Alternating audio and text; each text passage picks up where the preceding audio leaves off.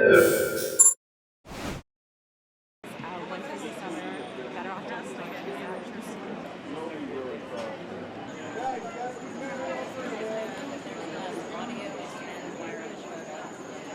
Well, first of all, I think we all agree.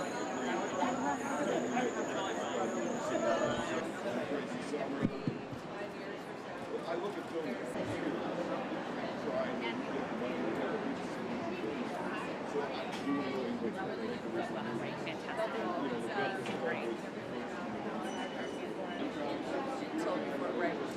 shooting. He just talked to me about the car. There's an innocence about his answer. Thank you. Even though the work was covered in before, he said he wanted to be to 60 candles on that. And then he offered me her, no, she was in the perfect part. I did. The cat. And I think why do I think that it? We can leave the mic here, bring it in. And don't give it to me.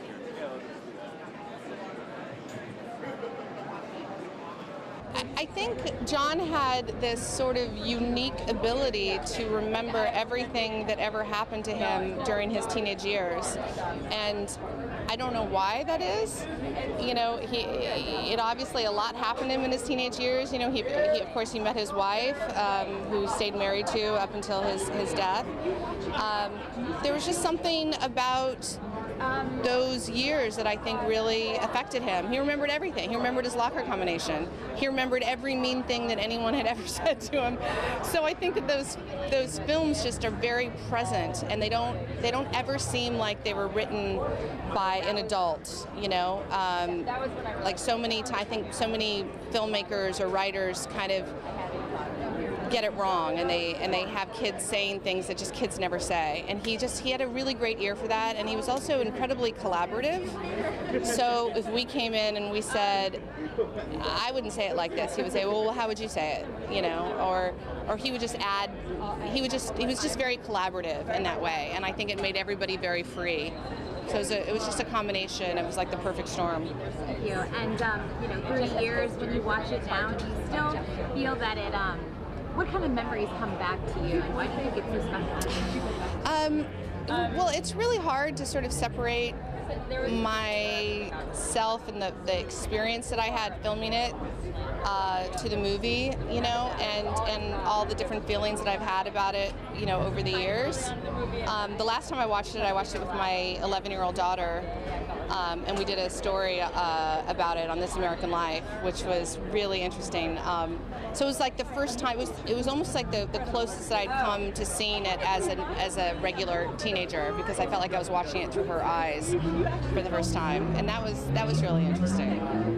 Oh, you know, it's kind of it's in a really big screen, but it's like looking at pictures of yourself 30 years ago. You know, I just think, there I am, you know, when I was really young, and you know what I'm doing. I remember what I felt like, and what life was like back then, and you know, it seems like a long time ago, but then sometimes it seems like time goes by really fast. So. Why do you think it stands to dance? I don't know. It seems like there's something universal in it. I think that I mean, I had like one. It's affirming for a young person. I think that's changed a little bit. There's more of that now, but there was at that time, I think it was teenagers were made fun of, and there wasn't a story about them that was being put up on a screen that any people would take seriously. And I feel like this one was, you know, it's sort of like you matter and we care about you, blah blah blah. The dance scene is so iconic. Can you talk to us about that day on set, and like, was there a worse dance scene? Was there what? Was there one person that just couldn't get it? No. Everybody could really dance, and that was we just got to make it up, you know. So we just made it up. Just made it up on the spot, yeah. And Allison, such an iconic character. You know, you see her in T-shirts and everything like that. Why do you think she? You know, what was it about her specifically that people really connected with, and not just players? I think Allison is just, maybe the way you feel when you're, you know, feeling awkward and you're 16, and she just had it all on the outside, you know. Just basically telling everybody to just get away from her, even though I think she was there because she was lonely. So, you know, being a weirdo, being freaky. I think if you thank you so much and congratulations. Thank you. Well, I think what makes it work is that the concepts are timeless. So, except for the fact that everybody would be texting now, you know, in the detention, what they are able to do is look at their stereotypes and peel away all the layers and show who they really are, and also show the kind of angst they have towards their parents. And these are two themes that will never go away. And they're as relevant today as they were. That's why generations have loved this film. And, you know, this re-release shows that these kind of timeless stories, you know, they're as relevant to somebody who's 50 and somebody who's 15. And there aren't many movies that are like that. John Hughes was such an incredible storyteller, you know, becoming the voice of a generation with so many of these classic films. What was it about him that, why did he know these characters so well? Well, I think it was him growing up in the suburbs of Chicago.